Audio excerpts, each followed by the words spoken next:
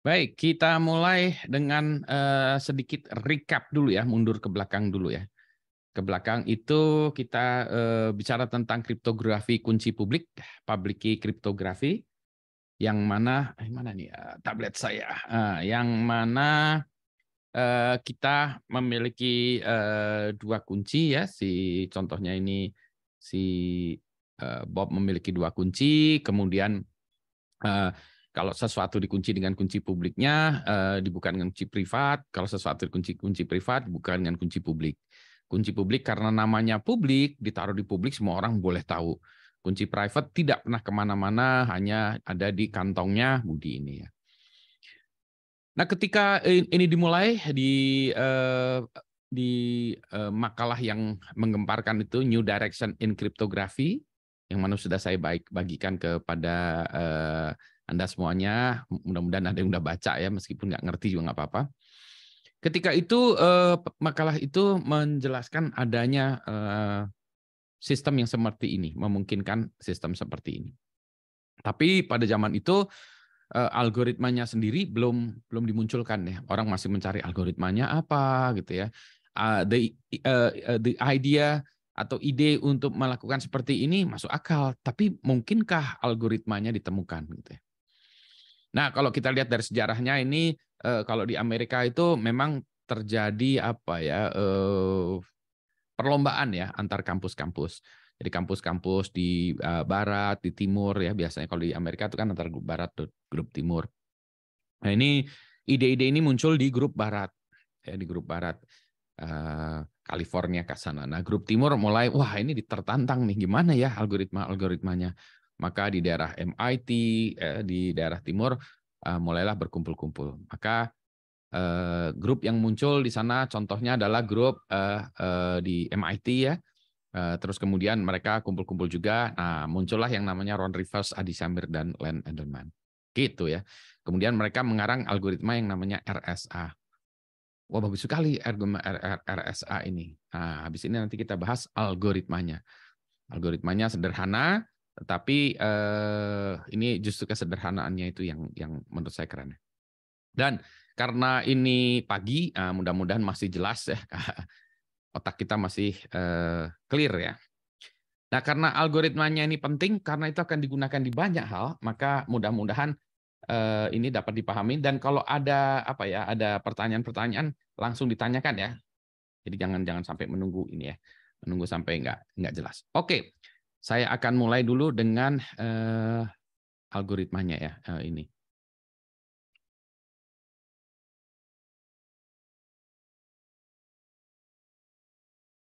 Mana nih?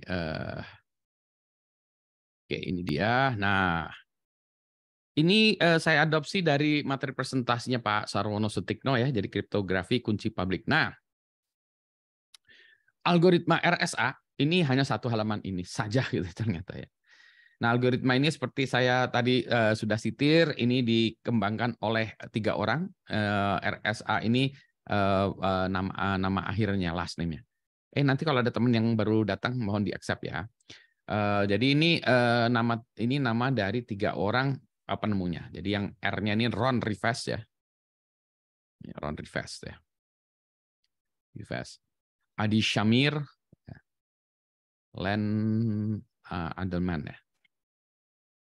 Saya nggak tahu double N-nya atau apa ya, double L-nya tuh. Jadi ini R ya, RSE, ini Ron Rivest ini.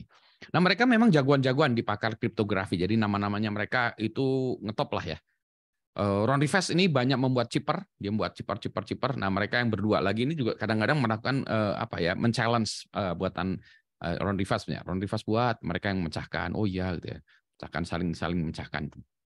Nah, ini nanti si Ron Rivest itu dia juga punya namanya Rivest chipper ya, RC gitu ya. Ada RC, saya kasih nomor saya mungkin dari RC1 ya, RC2, RC3, RC4, RC5, RC6 dan seterusnya ya. Ini reverse chipper ini biasanya stream chipper yang bisa dipakai untuk misalnya di handphone segala macam tuh ada chipper buatannya si Ron Rivest ini ya. Jadi mereka hobinya memang buat begini. Ya. Nah, di awalnya mereka mengembangkan algoritma ini yang akan nanti kita bahas ya. Kemudian algoritmanya ini hebatnya tuh nanti dipatenkan oleh mereka, dipatenkan ya. dipatenkan dan nanti algoritma ini tahun 1907 berapa ya? 77 atau berapa ya dipatenkan. Ya. Tapi algoritma ini nggak ada yang pakai sampai nanti munculnya browser ya dengan menggunakan SSL, nanti kita bahas sedikit ya. Berarti itu kalau kita lihat itu internet itu 1990-an ya, 90 atau 95. Jadi kalau dibayangkan dari sini ke sini itu ya butuh sekitar mungkin 15 tahunan ya. Baru sebuah teknologi itu digunakan ya, 15 tahunan. Ya ini jadi butuh waktu lama gitu ya. Hebat ya. Dan paten ini sudah habis. Nanti kita bahas implikasi dari patennya. Ingatkan saya soal itu ya. Oke, kita mulai dengan algoritmanya. Nah, dan ini kalau Anda tidak paham ya, langsung ditanyakan ya, karena ini nanti makin lama makin tambah susah ya. Ya, jadi saya akan minta Anda untuk ngasih jempol atau ini ya untuk memastikan bahwa Anda sudah mengerti semua. Oke ya. Seperti yang sudah saya jabarkan di algoritma public key kriptografi itu ada dua kunci publik dan kunci rahasia. Ya. Mari kita bicarakan kunci publik dulu. Kunci publik dibuat dari dua buah bilangan prima, adalah P dan Q. Oke, P dan Q. Anda tahu semua bilangan prima kan? Kasih jempol kalau tahu. Bilangan prima. Oke ya, bilangan prima apa? Bilangan apa? Ayo, bilangan prima apa itu? Bilangan yang dapat dibagi dengan diri sendiri, Pak. hanya bisa dibagi dengan dirinya sendiri dan satu ya. Iya, Pak. Oke. Bilangan prima itu ya. Jadi oke, Anda ambil bilangan prima. Gampang, Pak. Oke, cek gitu. Nah, kemudian Anda kalikan bilangan prima. Dua bilangan prima ini ya, P dan Q kalikan menjadi N. Gampang, Pak. Sampai sini oke, ngerti? Jempol dulu. Ini ya, bertahap ya supaya ini. Oke ya. Oke, sampai situ ngerti, Pak. Cek ya. Nah, kemudian kita karena sudah ngambil P dan Q ini kita kurangi satu masing-masing. P-nya kurangi satu, Q-nya kurangi satu, kemudian kita kalikan. Nah, ini namanya Euler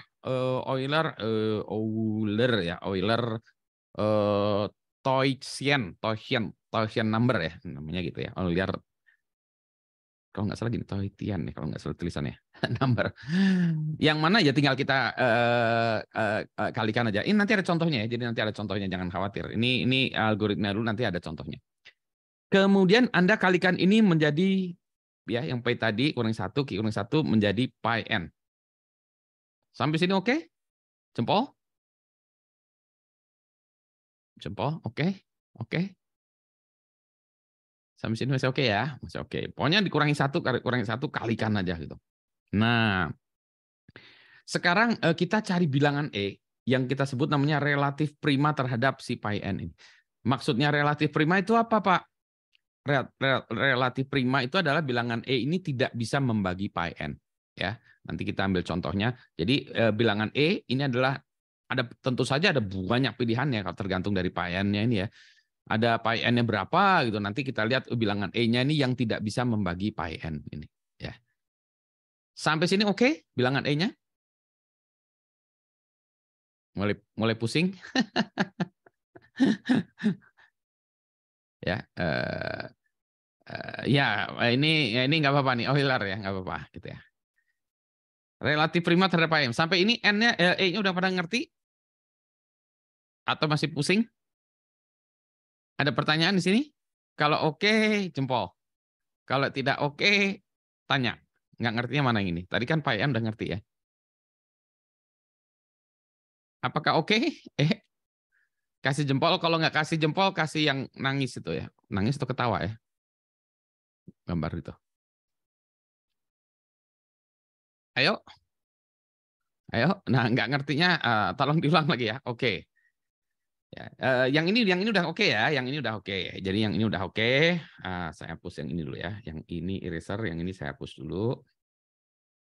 Ya, yang itu udah oke. Oke, sekarang kita ambil P dan N, dan N-nya ya. Oke, dan P dan Q-nya udah. Tolong di-admit temennya ya, baru masuk tuh. Saya soalnya lagi ini nggak bisa nih kadang-kadang. Tolong di-approve teman yang baru masuk ya. Oke,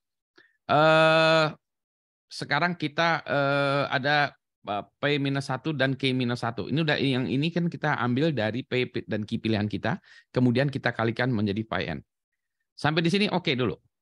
Jempol. Oke ya. Nah, sekarang kita cari bilangan. Oke, nanti bilangan ini nanti ada pilihannya banyak ya. Yang tidak bisa membagi pi n. Pi n itu angkanya berapa aja nanti ya. Kita lihat nanti pi n berapa. Kita ambil salah satu bilangan yang tidak bisa membagi pi n. Berapa aja, milih aja. Nanti misalnya ini ada 20 pilihan ya, pilih salah satunya. Ya. Jadi ini relatif prima itu artinya tidak bisa membagi pi n aja lah. Misalnya 25 tidak bisa dibagi 13 gitu misalnya gitu kan ya. Ya 13-nya kita ambil gitu. Tidak bisa dibagi juga oleh 7, ya udah ambil 7 gitu kan ya. Oke, yang E-nya ini pokoknya ambil sebuah bilangan yang tidak bisa membagi pi n ini. Oke? Kalau masih belum ngerti, nangis. Kalau udah ngerti, oke. Jempol. Kalau nggak ngerti terus tanya ya, soalnya ini nanti makin lama makin susah. Ini kita mulai beranjak ya. Oke ya. Jadi yang E ini udah oke. Daripada nanti, nanti saya nanya lagi gitu. Nggak, nanti akan susah lagi. Ya, oke ya. Kalau nggak ngerti, tanya ya. Harus tanya. Oke ya. Nah, jadi dengan ini kita sudah memiliki kunci publik. Jadi kunci publik kita adalah, kunci publik adalah N sama dengan sekian, ya. E sama dengan sekian. Ini orang-orang boleh taruh kunci publik. Sampai sini oke kan ya? Jempol? Oke ya. Nah, sekarang kunci rahasianya apa? Pasangannya dari ini. Jadi kita memiliki pasangan kunci publik dan kunci rahasia. Pasangan itu ya kita lihat pasangannya ya. Nah, pasangannya itu gimana? Saya ambil kertas dulu kali ya. Saya ambil contoh. Mungkin contohnya ini ya. Contoh inilah. Ya. Sebentar, saya stop share dulu ya. Jadi kalau saya lihat ini ya kertas ya, kalau saya sobek ini kan ya. Nah, yang satu ini kunci publik, yang satu kunci privat. Di seluruh dunia kan pasangannya cuma ada ini ya, nggak ada lagi kan ya. Jadi itulah kira-kira kalau kita bicara tentang kunci publik dan kunci privat ya. Jadi adalah pasangannya seperti itu ya. Oke ya, kita share screen lagi. Oke ya. Oke ya, sampai di sini udah ya. Sekarang kunci rahasianya. Kunci rahasianya kita sudah punya N dan E. Kunci rahasianya itu adalah D. Nah, rumusnya adalah D ini adalah E pangkat minus 1, ini atau 1 per R, mod pi n. Nah, pertama mod dulu. Mod ini adalah operasi modulus. Tahu modulus? Modulus itu contohnya gimana? Operasi modulus. Ayo, ada yang tahu modulus? Modulus itu sisa. Tahu? Itu, sisa. Ntar saya lihat satu dulu. Ya, betul. Sisa ya. 10 mod 3 sama dengan 1. Ya, sisa pembagian. Jadi misalnya saya punya, yang contoh yang paling gampang itu jam kita ya, 12. Jam kita itu mod 12 ya.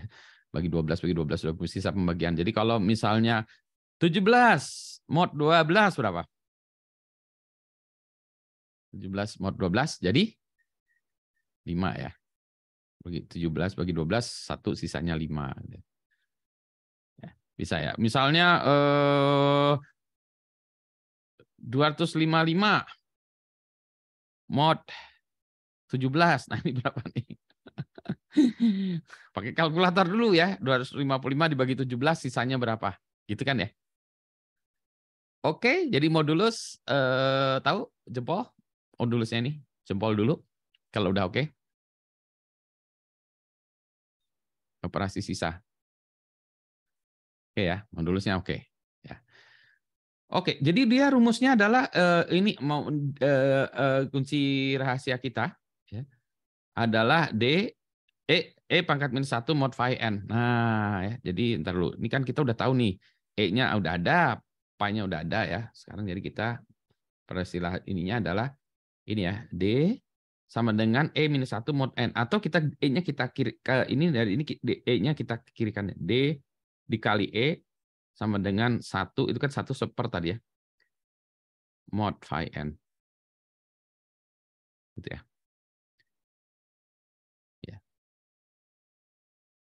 Gitu ya. Atau dengan kata lain, ya nanti D dikali E itu dibagi pi n itu tinggal sisanya 1. Nanti kita ambil contoh. Kita ambil contoh ya. Kita ambil contoh ya. Contohnya ada ini. Jadi ini seperti ini. Jadi D-nya ini kunci rahasia. Gimana cara nyarinya? Nanti kita cari. Tapi rumusnya adalah kayak gini dulu. Oke, jempol dulu kalau ini udah oke. Kalau belum, nangis. Ayo, ini udah oke belum? Oke. Oke ya. Jadi saya ulangin lagi. Kita mengalihkan P dan Q menjadi N ya. Terus kemudian kita kurangi P dan Q menjadi P dan Q kurangi kalikan jadi pi n. Kemudian kita cari bilangan E yang relatif prima terhadap pi n. Kunci publik kita adalah N-nya sekian, E-nya sekian.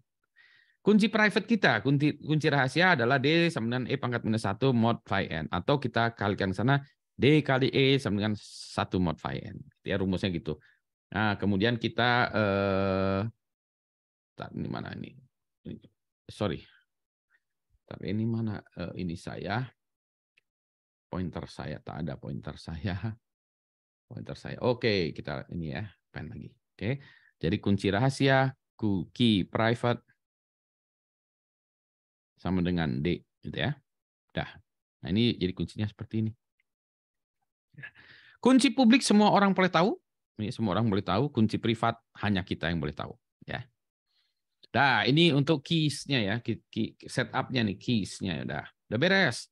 Nah, sekarang kalau kita mau mengenkripsi sesuatu. Jadi seseorang akan mengenkripsi. Berarti enkripsi kita harus tahu kunci publik. Ya, N dan E. Oke, kalau kita mau mengenkripsi, maka enkripsinya itu adalah message ya. Message ya, message itu M ya. Nah, ini message adalah M ya. M, ciphertext C adalah ciphertext ya. Ini adalah ciphertext ya. Yang encrypted ya. Jadi message dipangkatkan E. Ciphertext adalah message dipangkatkan E dimodkan N. Dan kalau kita lihat kan, kalau kita lihat di dalam ininya kan ya, nah ini, nah kalau kita lihat kan ini publik ya, ini publik, jadi orang tahu ya, ini kan ada ini N dan E ya, jadi kita tahu ya, jadi ini bisa dari publik ya, message-nya kita misalnya mau ngirim ini kunci publiknya Budi ya, si Alis akan lihat, oh kunci publiknya Budi, dia lihat message-nya ini pangkatkan E di mod N, nah jadilah itu ciphertext untuk message ini. Enkripsi oke? Kalau oke, jempol.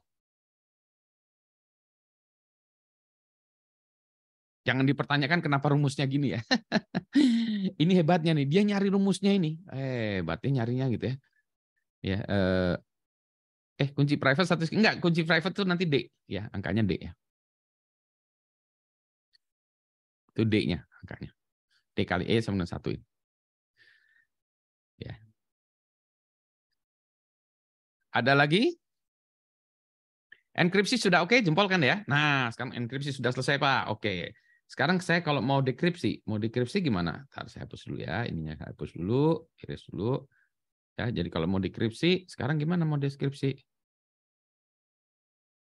Nah, kita balik lagi. Kalau mau dekripsi, kan kita punya ciphertext ya, ciphertext. Jadi message aslinya lagi mau kita kembalikan. Ciphertext dipangkatkan dengan private kita kan D ya. D dimodkan N. N ini mesti kunci publik ya. Maka kembali lagi ciphertext-nya menjadi message lagi. Kok ajaib begini ya? Nah, ini dekripsinya kayak gini rumusnya. Habis ini kita kasih contoh. Oke? Oke dulu jempol. Oke ya. Nah, habis ini kita kasih contoh ya ini. Jadi algoritma RSP gila banget ya. Algoritmanya sederhana seperti ini. Gitu. Kok bisa nemuin algoritma kayak gini ya? Mari kita mulai dengan contoh. Contoh, kita kan uji publik ya. Maka kita ambil contoh, ambil dua bilangan prima P dan Q. Oke, kita ambil P-nya adalah P, Q-nya adalah 11. Ya. Maka kita kalikan 7 kali 11 adalah 77. Jadi N adalah 77. Sampai sini oke? Jempol?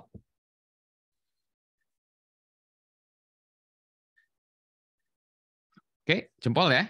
N sama dengan 77 ya. Oke. Kemudian karena P-nya 7, Q-nya 7, berarti pi N-nya adalah 7 dikurangi 1, ini 6 ya. Jadi 6 kurangi 1, Q 10, 11 kurangi 1 jadi 10. Jadi pi N adalah 6 dikali 10, jadi 60. Ya. 60. Maka kita mencari E yang tidak bisa membagi 60. Jadi kita cari E yang relatif ya, prima terhadap 60 ya. Nah, tentu saja ada banyak. 13 nggak bisa bagi 60, 17 nggak bisa 60 bagi, 23 juga nggak bisa, dan seterusnya gitu ya. Nah, ambil misalnya 17. Sama 17. Ambil salah satu banyak. Ya udahlah ambil 17 ini. Udah. Maka N kita 77, 17. Sampai sini kalau sudah oke, jempol.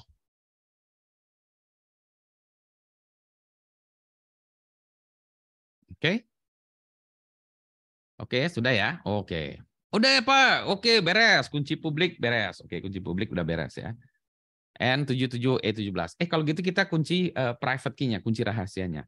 Tadi rumusnya adalah D sama dengan E pangkat 1 mod phi N. Oke.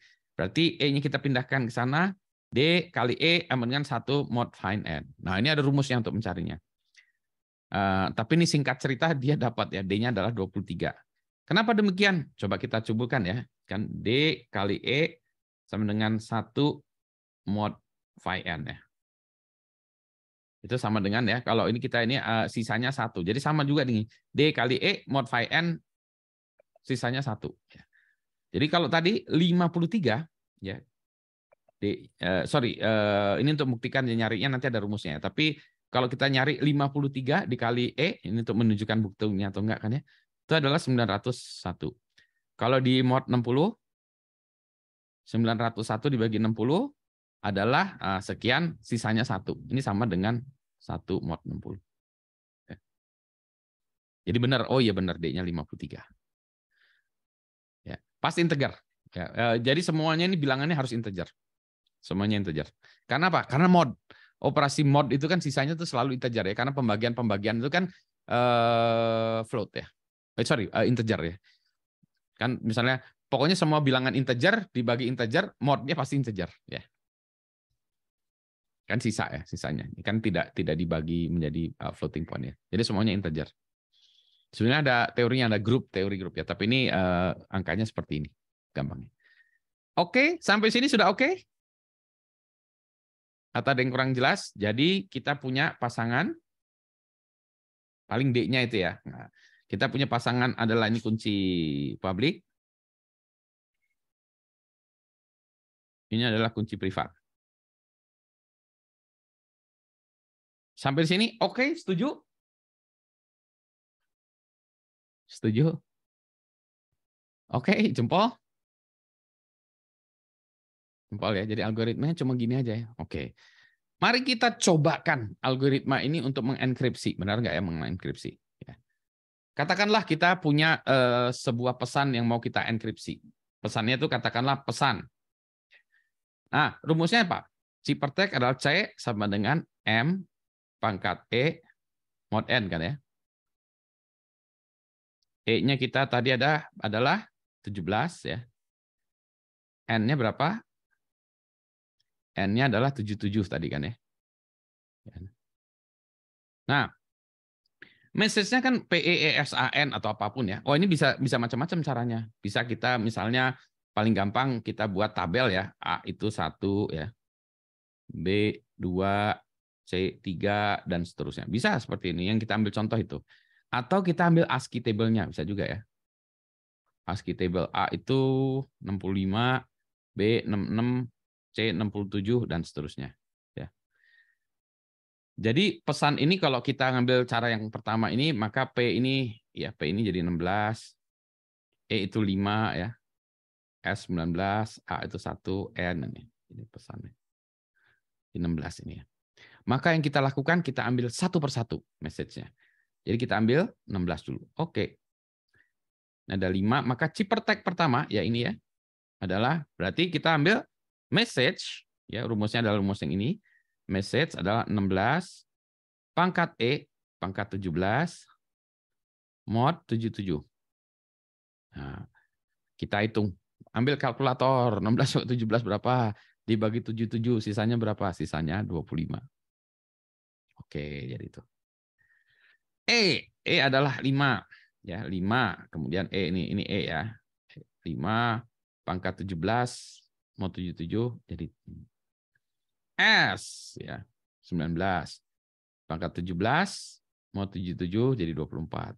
A 1 pangkat berapa tetap 1 ya. Mau 77 ya tetap 1 ya. A.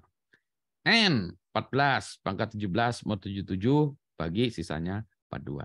Jadi kalau kita lihat pesan tadi di encrypt-nya ciphertext-nya menjadi 25 3 24 142. Ini 0 ini tambahan aja ya. Jadi yang penting ini ya, jadi ciphertext dari si message tadi ya. M tadi message, maka ciphertext-nya jadi ini. Jempol kalau sudah ngerti. Kalau belum, silahkan tanya bagian mana yang belum. Oke?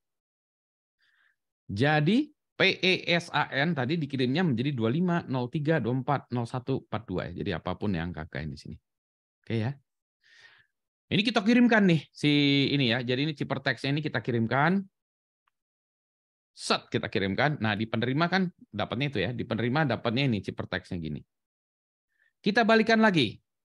Message aslinya rumusnya adalah ciphertext pangkat D mod n lagi.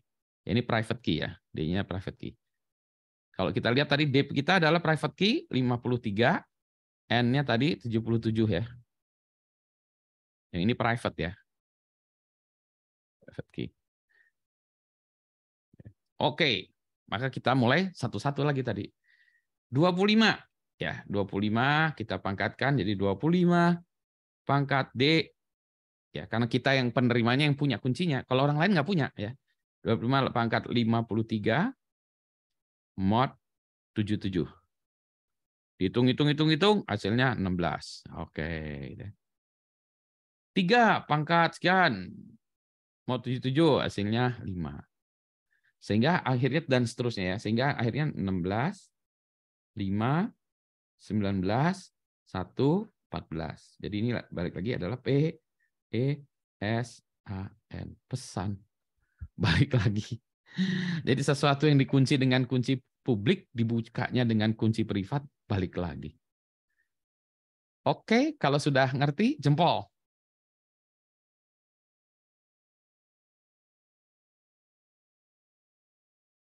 Jempol lagi. Udah ya. Kalau belum ngerti tanya lagi.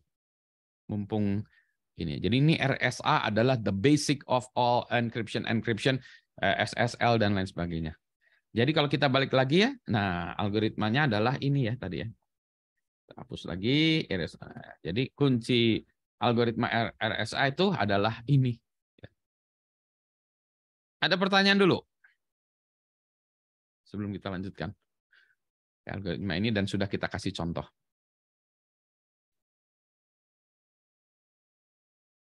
Kalau enggak, kasih jempol. Nah, ini saya beranjak lagi.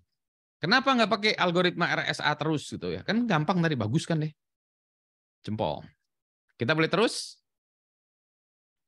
Atau ada pertanyaan? Kalau signing belum. Nanti kita lihat signing. Sama aja. Prinsipnya sama. Tinggal dibalik. Nah, ingetin signing ya. Tapi yang ini udah oke ya? Oke, yang ini udah oke? Atau masih perlu pertanyaan dulu? Oke ya, udah oke. Sekarang attack-nya. Nah, tadi ini saya ambil contoh kan gini ya. Oke, sekarang kan kalau yang kita kasih tahu kan kunci publik ya, kunci publik adalah 2 ini kan ya, N sama dengan 77, E sama dengan 17 ya. Kunci publik semua orang tahu kan ini ya. Nah, kalau kita ingin mau melakukan cracking atau menebak, maka kita menebaknya ini kan semua orang tahu, kita nggak tahu D-nya ya. Kenapa nggak tahu D-nya? Karena ada PyN. PyN kita nggak tahu nih PyN ya. Kalau D, kita tahu rumusnya ini. Tahu, tapi PyN kita kan nggak tahu. Berarti untuk cari PyN kita harus cari berapakah P dan Q. Nah, kalau kita dikasih N sama dengan 77. Yang mana ini adalah perkalian P dan Q, dan dua-duanya adalah bilangan prima. Nah, gimana cara melakukan menebaknya? Kalau kita tahu gini. Gimana cara attack-nya? Paling gampang. Idenya gimana? Ada yang punya ide? Silahkan. Kalau saya kasih tahu, N77 itu perkalian dua buah bilangan. Bilangannya berapa aja? 11 sama 7, Pak. Kenapa? 11 sama 7. Nah, cara nyarinya gimana kok 11 sama 7?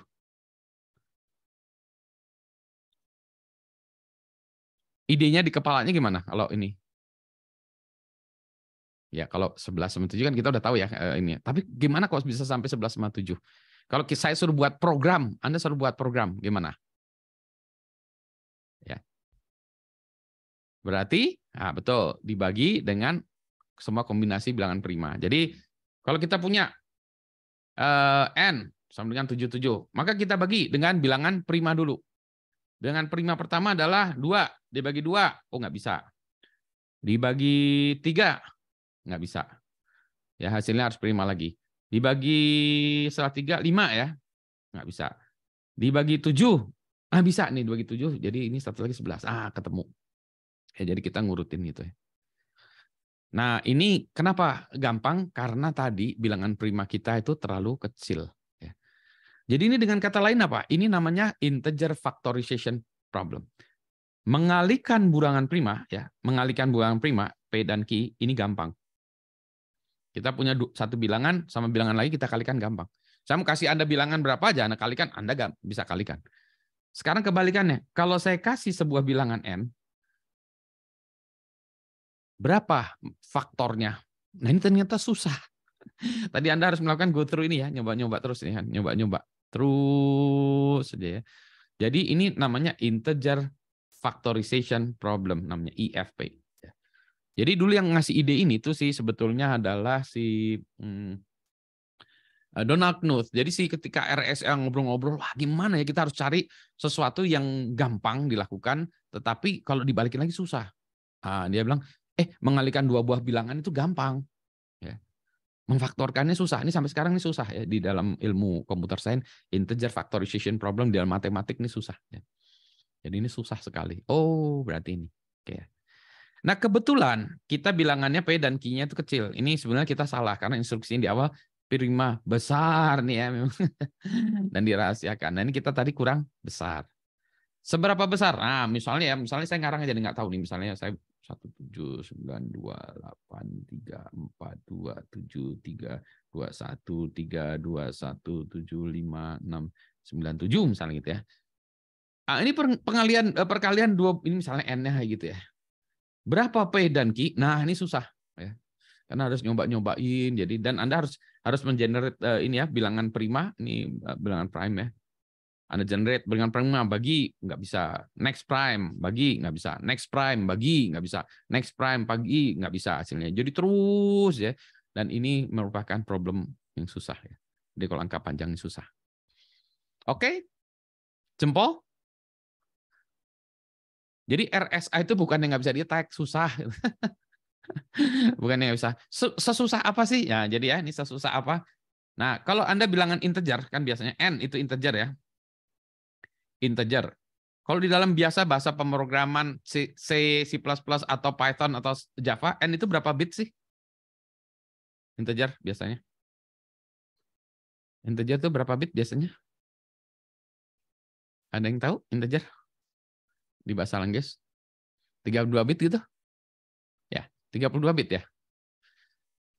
Ya, coba dilihat lagi nanti ya. Ada long integer, ada integer, ada yang 8, ada yang 16, ada yang 32. Jadi ada yang integer itu ya, ada yang 16 bit ya. Nanti long integers ya, ada yang 32 bit ya, nanti kita lihat ya. Jadi angkanya ini dibentuk oleh tadi bitnya ya. Nah, bayangkan kalau bitnya 512. Nah, jadi ceritanya itu gini. Nah, ini RSA 512 bit. Maka N-nya ini adalah seperti ini. Ini dituliskan dalam bilangan heksa ya. Jadi N-nya adalah sekian. Nah, sekarang ini N ini adalah perkalian dari P dan Q. Ya. Nah, berapakah P dan Q untuk ini? Nah, ini dia. Mampuslah kita. Ya. Karena ini panjangnya 512 bit. Ya. Dan perlu diingat, kita bahasa pemrograman kita integernya tuh katakanlah tadi 32 bit ya, 16 atau 32 bit. Maka kalau kita membuat sebuah bilangan 512 bit, maka kita harus membuat library baru ya. Library baru. Jadi kita nggak bisa pakai bahasa pemrograman biasa langsung ini, maka kita harus membuat ini data structure-nya itu biasanya namanya big number ya. Big number. Jadi kita harus pakai library big number. Karena mengalihkan bilangan 6 besar dikalikan bilangan besar, tadi P-nya aja besar dikali Q besar aja ini susah ya. N sama dengan P dan Q gitu, besar. Mengalihkannya udah susah, tapi bisa ya, bisa. Nah, sekarang melakukan faktorisasi jadi P ini susah nih. Mencari P dan Q. Gitu. Kenapa itu susah? Oke, kasih jempol. Kalau udah ngerti kenapa NRSA ini susah di crack-nya itu. Bukan nggak bisa, tapi susah. Ya. Contoh ya, contoh kan. Tadi kan berarti kan kita algoritmanya kita mencoba-coba all possible combination ya. Kita melakukan brute force kan ya. Brute force. Kita coba-coba kan ya. N kita bagi jadi 2, bagi 3, bagi 5, bagi ini ya, katakanlah ya. Jadi gitu. Oke lah, katakanlah kita akan melakukan brute force seperti itu. Ini tuh kalau panjangnya sekian, 512, maka angkanya itu kira-kira panjangnya gini, 1,3 kali 10 pangkat 154. Secara ini angka ya, secara angka dengan 512 bit gitu ya. 2 pangkat 512 itu sekitar segini. Oke lah, katakanlah jadi kita punya angka yang panjangnya 10 pangkat 154. Katakanlah kita punya sebuah mesin yang bisa mencoba-coba ini ya, mengenerate bilangan prima, kemudian mencoba membagi ini dengan bilangan prima. Katakanlah ya. Katakanlah kita punya mesin yang kencang banget dalam 1 detik misalnya. 1 detik dia bisa mencoba berapa? Mau berapa? 1 juta? 1 miliar? Katakanlah semiliar ya. Atau 1 juta ya, 1 juta. 1 juta 10 possible combination. Jadi dalam 1 detik dia bisa nyoba 1 juta combination ya. Cepat banget mesinnya. Oke. Berarti kalau ini kita coba-coba ya, ini aja lah kalau kita kasar-kasaran ya. Ini kita coba bagi-bagi dengan itu ada 10 pangkat 154 kombinasi dibagi dengan kecepatan ini berarti kalau dibagi dengan 10 pangkat 6 dikurangi aja ya. Jadi ini jadi kalau kita bagi dengan itu jadi dikurangi 1 pangkat kurangi 6 48 detik ya. Oke. 1 jam berapa detik? 1 jam berapa detik? Berapa detik? Ayo. 3.600 ya. 3.600.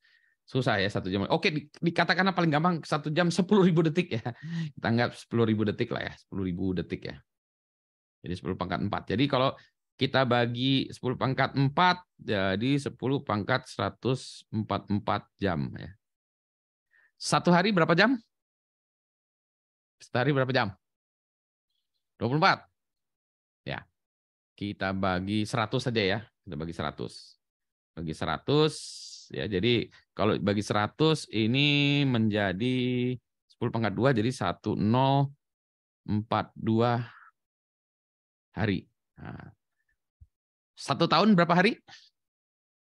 1 tahun, ayo. 1 tahun berapa hari? 365 ya, 365. Bagi 1000 aja ya. Bagi 1000. Jadi ini kalau ini jadi 10139 tahun. Jadi kalau kita nge-crack dengan satu mesin yang punya kemampuan sekian, maka kita membutuhkan 10 pangkat 139 tahun untuk mencoba brute force ini. Misalnya, Pak, komputer saya nggak punya 1, Pak. Saya punya 1000 komputer. Oke, bagi 3 lagi. Bagi 136 ya tahun. Pak, bukan hanya saya sendirian, Pak. Ini saya sama dengan seluruh penduduk Cina. 1 billion orang. Dikurangi 9 aja. Gitu ya. Jadi berarti kan tetap aja 15 tahun ya.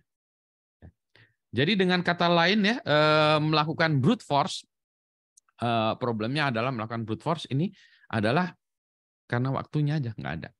Jadi dengan kata lain sebetulnya RSA ini ya kalau kita brute force yang 512 bit itu butuh sekian. Gitu ya. Ini N-nya, ini E-nya, ini D-nya. Gitu. Ya.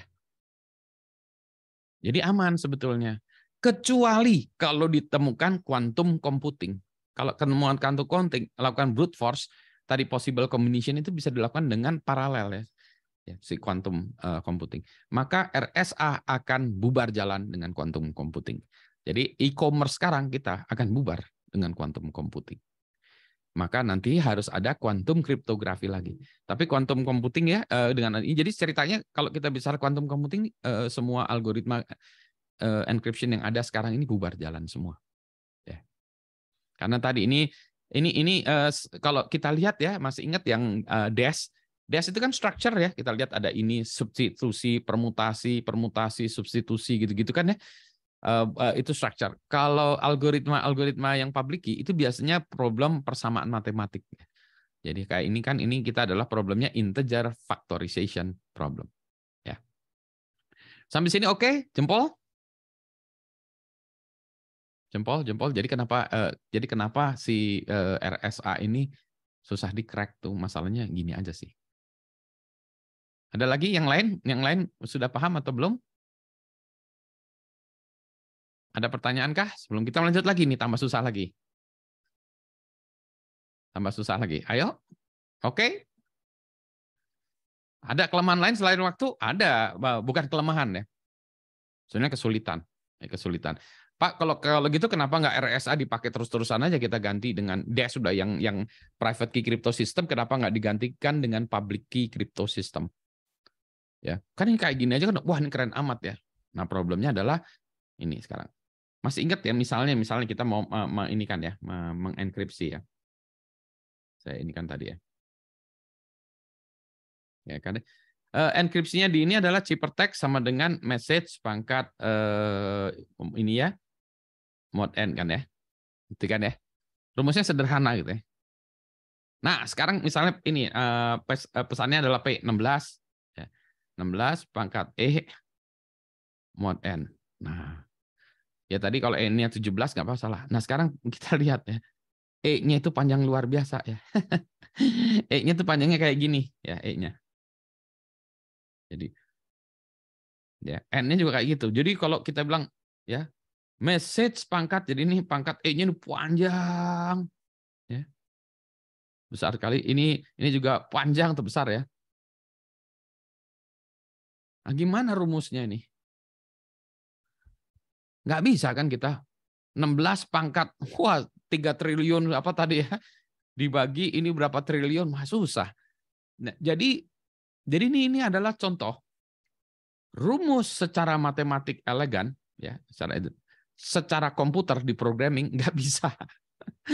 Jadi Anda nggak bisa programming, saya kasih ini, tolong ya hitung ya. Jadi kalau orang matematik itu dengan gampangnya bilang, ini kan udah jadi rumusnya Pak Budi. Iya. Pak Budi bisa buatin programnya nggak? Nggak bisa. Kenapa? E-nya kamu gede banget ini. Iya sih. Nah, jadi kita nggak bisa buat kayak gini. Maka library dibuatkan orang untuk memproses perkalian big number ya. Jadi ini big number ya. Satu big number ya. Yang kedua, operasi modulus. Ya, operasi modulus ya. Wah, kalau gitu bisa disederhanakan lagi. Contoh, misalnya gini. C sama dengan 6 pangkat 7 dia mod 100 katakanlah ya, mod 100. Nah, ini tuh nggak 6 dipangkatkan 73 kemudian kita bagi 100. Ternyata ada pendekatan yang namanya fast exponentiation.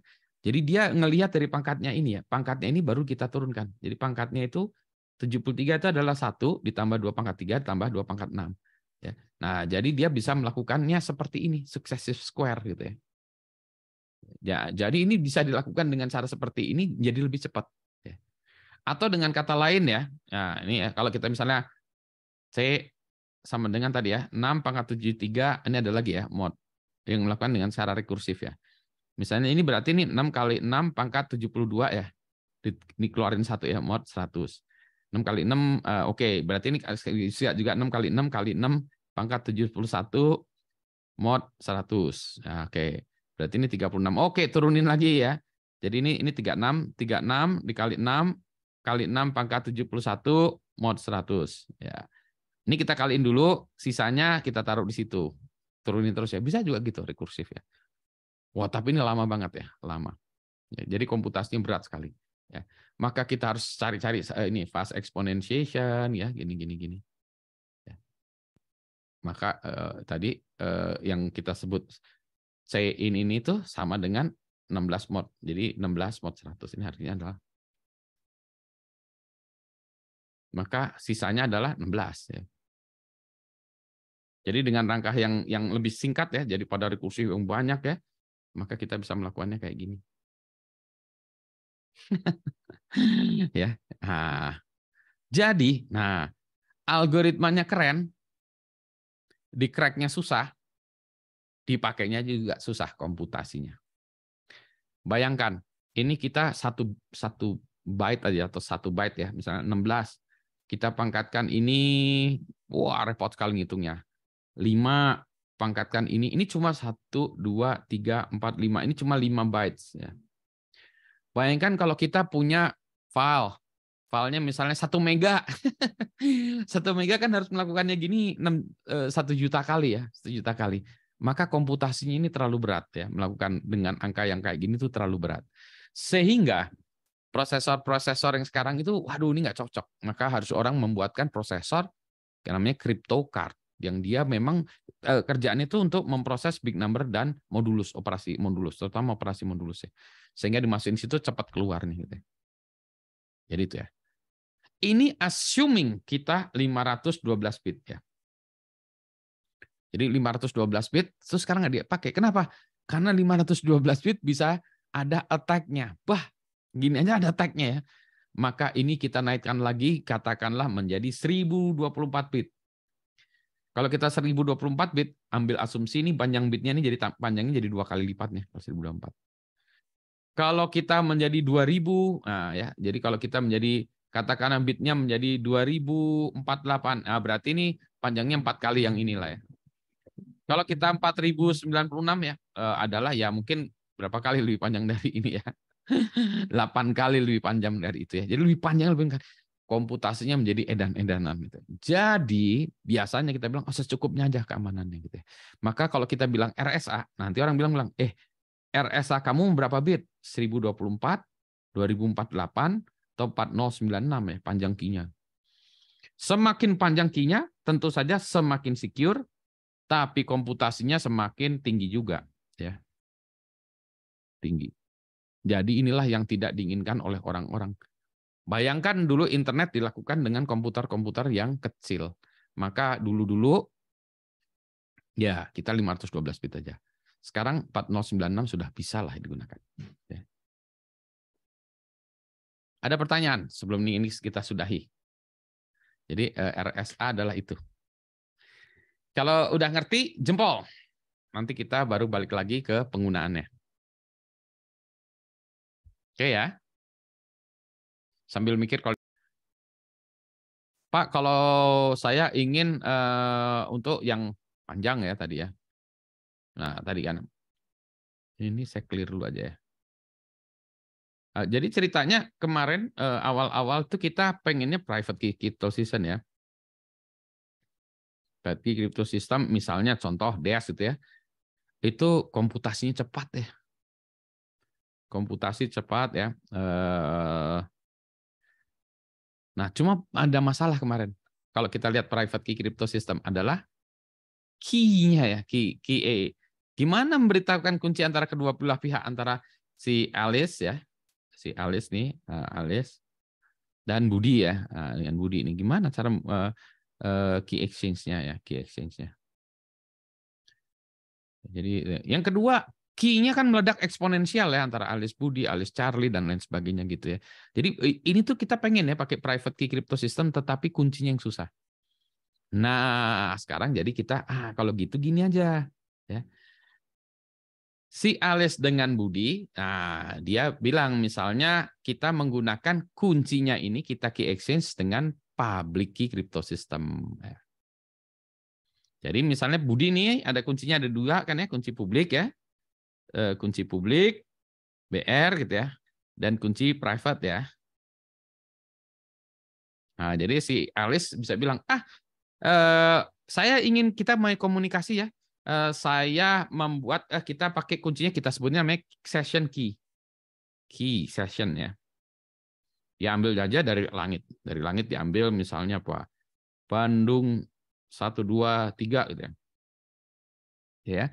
Kemudian ini di-encrypt dengan kunci publiknya Budi. Nah, dengan RSA gitu ya. Kunci encrypt dan kunci publiknya Budi. Nah, K publik Budi ya. Karena kunci publik Budi kan diketahui oleh semuanya gitu ya. Dikirim ke sini, nah dia buka ya. Dibuka dengan menggunakan kunci ya. Jadi ini encrypted key ya. Encrypted session key. Nah, sampai di sini dia buka ya, dibuka dengan kunci privatnya. Maka dia akan menghasilkan kunci sessionnya. Ya, yang itu Budi 123. Nah, untuk selanjutnya ya dia pakai private key crypto system aja, pakai DES aja atau apapun pakai DES atau AES ya. Dengan kuncinya adalah key session tadi. Ya, pakai itu. Nanti manakala satu sesi berhenti ya, selesai sesi berhenti, Alice bilang, kita ganti kunci. Dia ganti kunci aja. Kuncinya dan tidak harus seperti ini. Kuncinya bisa X7198YZ apa itu gitu ya. Session key kita ganti, encrypt lagi sini, ganti lagi session key-nya. Jadi setiap sesi kuncinya ganti-ganti. Sehingga orang-orang yang mau nge-crack, dia baru mau nge-crack, sesinya udah ganti. Mau nge-crack lagi, udah ganti. Mau nge-crack lagi, sesi. Jadi setiap sesi bisa ganti-ganti. Jadi inilah yang merupakan hybrid. Ya. Jadi kunci kriptografi, kunci publik digunakan untuk mengencrypt kuncinya, kunci sesi. Nah, kunci sesinya itu digunakan untuk dengan private key crypto system lagi aja. Ya. Jadi misalnya kita punya filenya, ini nanti gimana? Filenya kita encrypt dengan private key aja. Private key-nya yang kita kirimkan. Kuncinya apa nih? Filenya. Kuncinya filenya misalnya kita punya file PowerPoint atau file Word ya, kita mau encrypt. Encrypt-nya kuncinya apa? Kita exchange kuncinya itu dengan menggunakan public key crypto system. Tapi filenya sendiri kita encrypt dengan DES saja atau AES ya. Gitu ya. Jadi kita selalu menggunakannya adalah yang masuk akal adalah dengan menggunakan hybrid tadi. Karena bagaimanapun juga private key crypto system itu lebih cepat, lebih efektif ya begini. Cuma masalah kuncinya aja tadi. Nah, masalah kuncinya solve dengan menggunakan mekanisme seperti ini. Nanti kita bahas lagi tentang key exchange dengan menggunakan protokol Diffie-Hellman ya. Tapi ini sementara ini kita ini dulu ya. Ada pertanyaan lagi?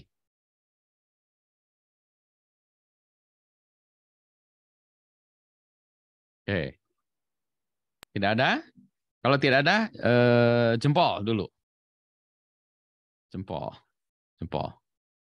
Oke ya. Nah, sekarang kita balik lagi ke kriptografi ya. Oke ya, kita lanjutkan lagi. Nah, kita balik lagi ya. Jadi, nah sekarang kita sudah tahu bahwa oh iya Pak ada ya. Jadi kita sudah bisa, oke, ini udah bisa lah. Kita udah bisa pakai algoritma RSA memungkinkan melakukan gini ya, udah melakukan ini. Nah tadi ya tadi Ron Rivers, Adi Samir udah lah ya, di Inggris sudah. Nah ini udah ya. Nah pemanfaatannya apa sih untuk kriptografi kunci publik ini? Nah, salah satu contohnya adalah SSL ya, yang dimana nanti dipakai di HTTP, SSA, S-Tunnel, PGP sama juga ya untuk melakukan itu. Nanti kita bicara minggu depan kali ya, pengamanan email, sistem email, security dari sistem email. Nah, kita bahas ini juga. Sekarang kita bicara tentang SSL ya, sedikit tentang SSL ini garis besarnya aja. Jadi SSL nanti secara ininya SSL itu dikembangkan sebetulnya oleh Netscape versi tahun 1999 sekian ya. Ada SSL versi 1, versi 2, versi 3. Itu berkembang karena SSL sendiri punya masalah juga awalnya. Tapi nanti prinsipnya kita lihat gitu. Nah, sekarang SSL kemudian berubah menjadi TLS ya. TLS sekarang saya lupa TLS versi berapa? 1.3 atau berapa ya? Oke ya. Nah, jadi kalau kita lihat misalnya di internet banking nih, internet banking Bank Mandiri yang lama ya, HTTPS segala macam ya. Sebetulnya ini adalah menggunakan SSL protokolnya. Nah, gimana cara kerjanya? Nah, cara kerjanya adalah setiap orang punya kunci publik, kunci privat tadi ya. Kan tadi punya kunci publik, kunci privat. Ya, gitu. Kan kayak gini tadi. Wah, ini punya kunci publik, kunci privat. Ini tadi ya. Nah, kunci publik, kunci privat ini bagaimana orang tahunya kunci publiknya saya gitu ya. Kunci publiknya Budi ini gimana caranya? Nah, kita simpan di dalam CA. Jadi kalau si Alice ingin melihat mana kunci publiknya. Nah, cara gimana? Nah, kita berlangganan ke sebuah perusahaan gitu ya. CA, yang namanya Certificate Authority. Sekarang ada banyak CA di Indonesia. Kalau dulu yang paling ngetop cuma VeriSign. Nah, yang kita simpan itu di dalam komputer kita adalah sertifikat ya. Sertifikat. Di dalam sertifikat ini berisi adalah kunci publik kita di dalamnya. Jadi nanti kalau misalnya ada orang minta, ya kita kasihkan sertifikat saya sini. Kunci publiknya mana? Diekstrak dari sertifikat itu. Ya. Nah, sertifikat ini ada formatnya. Yang paling ngetop adalah versi X509 standarnya ya. Nah, bentuknya itu kira-kira sertifikatnya seperti ini. Ya. Yang pertama ini di sini ada versi. Ya kalau ini versi 3, versi 3. Nomor seri sertifikat, misalnya ini diberikan oleh VeriSign ya. Misalnya nggak tahu lah, VeriSign atau DCCert 1, 2, 3 atau berapa lah ya, /2022. Ini kayak nomor surat aja atau apalah ya. Signature identifier untuk signature ini dari CA. Nah, misalnya dia bilang saya pakai RSA 1024 gitu ya. Kemudian nama nama X500 yang sebagai standar ya CA-nya. Misalnya ini namanya adalah VeriSign LTD Limited misalnya gitu ya. Oke. Nah, kemudian yang di dalam ini tuh adalah sertifikat isi data yang penggunanya atau customer-nya ini ya, customer atau yang punya sertifikat ini. Periode validitas misalnya sertifikat ini dipakai sampai Januari 21 Januari 2023 misalnya. Oke. Nama yang punya sertifikat. Nah, subjek sertifikat namanya misalnya. Nah, ini bisa pribadi Budi Raharjo arahat@gmail.com atau bisa juga web ya. Misalnya kita mendaftarkan www.itb.acid ya. Namanya adalah www.itb.acid misalnya. Ini bisa macam-macam, nanti bisa individu, bisa organisasi, bisa mesin, bisa apa macam-macam ya. Yang kita sebut subjek sertifikat, nanti sertifikat ini ada macam-macam versinya, tapi kita anggap versi yang mau kita daftarkan adalah ini ya. Kita membuat sertifikat untuk WWITB-ACID, oke. Kunci publiknya sekarang, algoritmanya apa? Nah, tadi algoritma, karena algoritmanya bisa macam-macam kan ya, bisa RSA, bisa RCC. Oh, kita bilang RSA mau berapa? 2048 misalnya. Oke. Kunci publiknya, nah di kunci publiknya ini kita bilang N sama dengan sekian, ya, terus N itu tadi ya sekian, ya. Ini panjangnya akan 2048, jadi dia akan menjadi 2048 bit ya panjangnya si N dan E ini di sini. Oke, yang ini sekarang opsional, fieldnya opsional. Nah, semuanya ini ditanda tangan oleh si CA-nya. Jadi si CA-nya itu kan si VeriSign juga punya kunci private ya.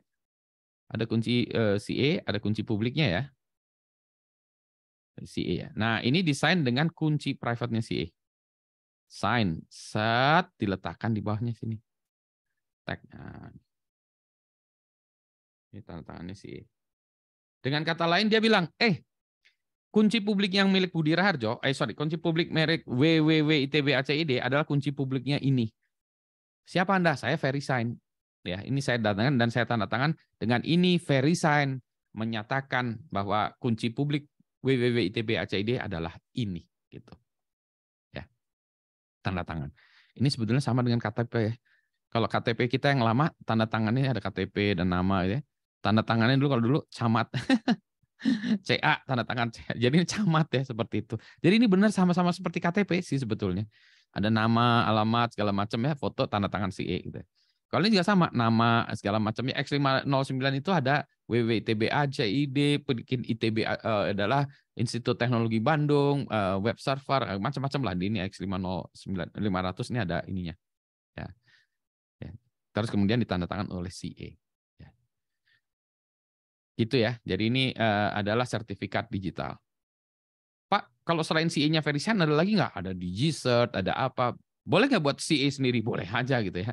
Jadi nanti ditangan oleh Pak Budi CA. Boleh Pak Budi CA gitu. Nah, bedanya apa Pak? Misalnya self sign segala macam. Ini self sign juga boleh. CA kita buat sendiri CA-nya. Bedanya apa? Bedanya adalah ketika ini kita tanamkan di browser, ya di browser, nanti ada klien yang pakai web browser nanya, kamu siapa ke web server? Web server saya www.itp.aj.id. Lihat dong sertifikatnya, dilihat sertifikatnya. Ini sertifikatnya kamu bukan dari VeriSign, nggak mau gitu.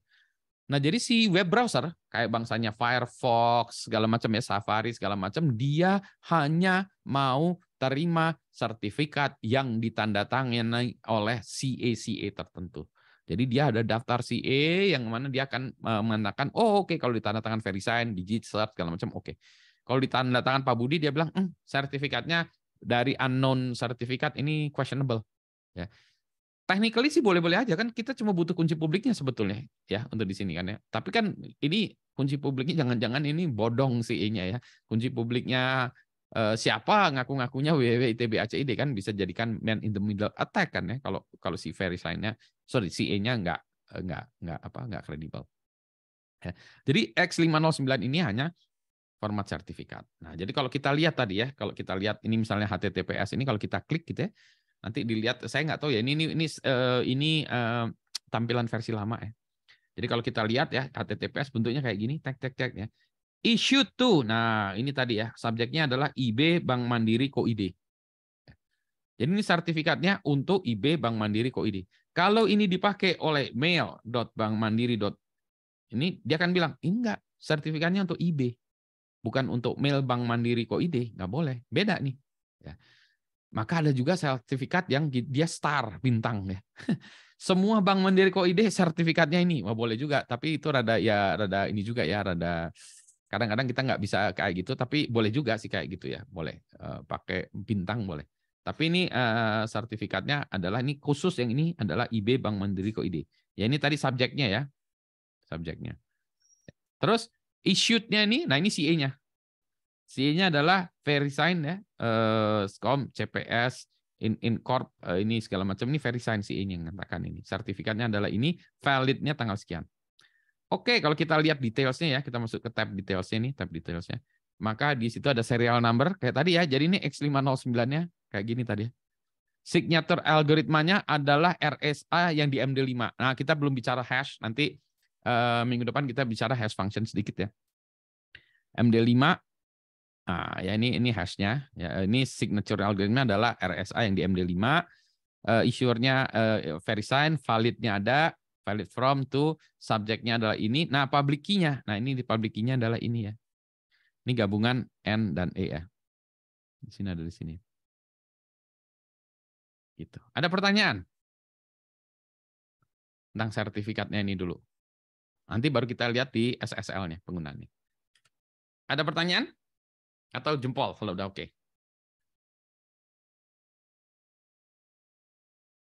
Ya, jadi kalau kita lihat X05, kalau kita nge-set up Apache atau apa, kita self-sign segala macam, sebenarnya kita menerbitkan sertifikat yang kayak gini yang kita buat sendiri, CE-nya kita sendiri. Maka kadang ya tergantung dari server dengan browser. Boleh-boleh aja sih. Tapi kalau kita pakai web browser dia sering ngamuk. Oke ya. Oke, nah sekarang sertifikat itu dipakainya di mana? Nah, kita bicara tentang protokol SSL. Ini protokol garis besarnya aja. Ini protokol SSL versi lama, versi barunya lagi dipersingkat lebih cepat lagi dan lebih sederhana. Jadi ini kalau kita ada web browser, ini ya, web browser kita. Ya, ini web server. Ya. Jadi kalau kita buat web browser ke web server, saya misalnya web browsernya ini HTTPS ya. Ini ya, saat gitu ya, dia lari ke server. Sebetulnya yang di bawah protokol SSL itu si klien akan ngirim ke server. Hello, ya, saya ingin koneksi ke kamu. Saya bisanya adalah private key crypto system. Saya bisa AES 256. Ya. Saya bisa juga DES, bisa juga apa ya ini yang private key. Kalau public key, saya bisa RSA 512, RSA 1024 sampai RSA 4096 itu misalnya gitu ya. Atau protokol lain dia bisa juga algoritma lain bisa. Nah, jadi si ini tuh terus kalau hash saya bisa MD5 SHA apa ya MD5 dan seterusnya. Jadi dia ngirim ke sana, "Halo, saya ingin ke sana." Gitu ya. Terus si server bilang, oke, kalau gitu saya pilihnya AES 256, RSA 2048, ininya MD5 misalnya. Oke ya, pemilihan chippernya itu. Oke.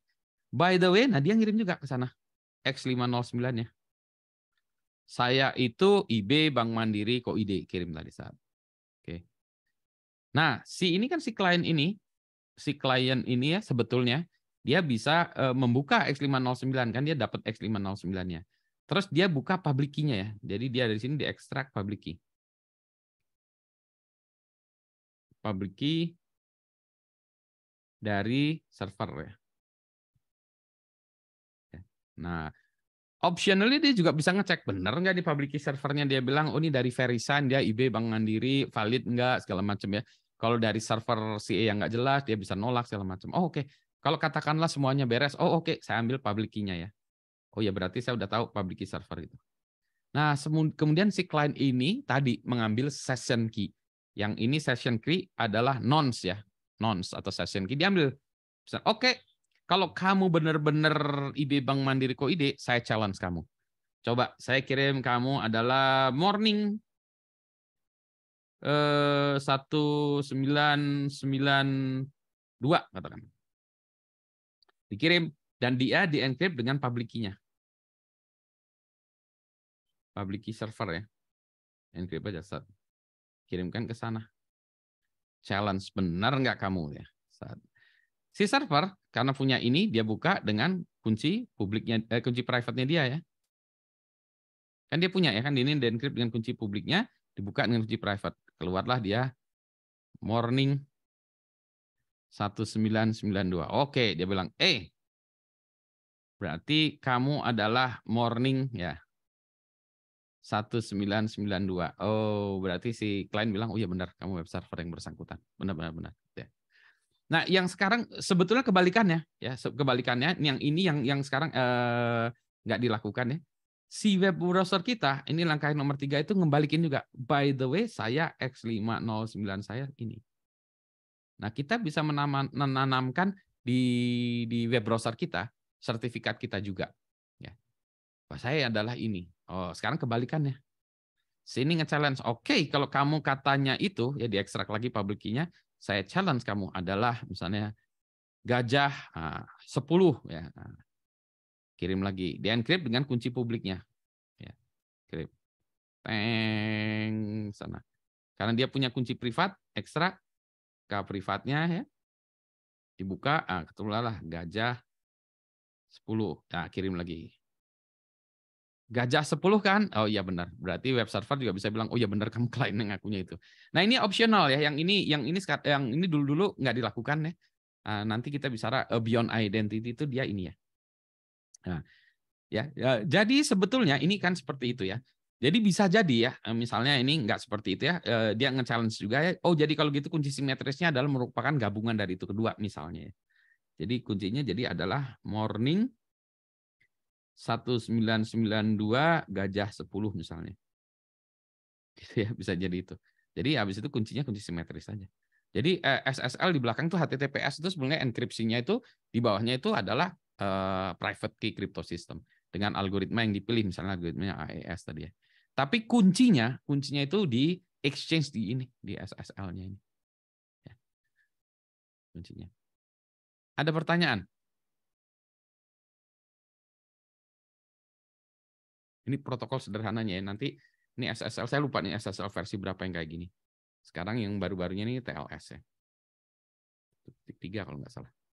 Itu ada beberapa hal yang ini proses-proses ini dipercepat sehingga dia performance-nya lebih ini kalau nggak salah ada beberapa bagian yang langsung jadi nggak langsung gini dipaksa aja gitu algoritmanya ini toh semua orang juga udah standar AES 256 RSA itu udah standar semua orang udah bisa gitu. Jadi nggak usah nanya kebanyakan ininya protokolnya kebanyakan handshaking-nya lama banget gitu ya. Jadi semakin tinggi semakin baru tuh dia semakin cepat dan semakin secure. Ada beberapa hal yang diimplementasi SSL lama yang bermasalah. Gitu. Oke, ada pertanyaan? Ini udah oke, jempol kalau udah oke atau ada pertanyaan? Jadi HTTPS di bawahnya ini. Ya. Nggak ada masalah ya. Jadi kalau kita lihat, jadi ada web server, pakai HTTPS ini pakai SSL atau TLS sekarang ya, bagus pakai TLS. Itu di belakang itu kayak gini sebetulnya. Mereka berkomunikasi dan seperti yang tadi ya, pertanyaan Yuki juga, bahwa semuanya itu sebenarnya kita pakai simetris sebetulnya. Cuma di awalnya itu untuk memastikan bahwa ini benar. Jadi ada dua hal. Memastikan bahwa, oh ini benar, ini misalnya tadi IB Bank Mandiri gitu ya, benar dia. Yang kedua, oke kita establish kunci juga. Ya. Sehingga kuncinya bisa kita di bawah layar kita bisa pakai simetris. Nanti sesi berikutnya lagi gini lagi aja. Ya. Oke. Ada pertanyaan sebelum kita sudahi hari ini? Ini udah cukup panjang juga ya. Nah, ya. Jadi kalau enkripsi itu hanya bisa dua ya, confidentiality, integrity. Kalau kita bicara security ada satu lagi, availability itu enggak ya. Itu enggak bisa ya kalau kita CIA ya. Ini ada juga bisa dipakai untuk authentication ya, tapi bukan CIA dalam artian CIA ini karena biasanya ini availability ya ini. Oke, jadi enkripsi itu bukan solusi untuk semua masalah security karena dia hanya bisa C dan I-nya aja. Oke. Nah, minggu depan kita bicara tentang hash function ya, kita bicara tentang hash function. Nanti kita bicara tentang blockchain ya. Kita bicara hash function dulu. Ada pertanyaan sebelum kita bubar hari ini? Kita stop dulu share-nya.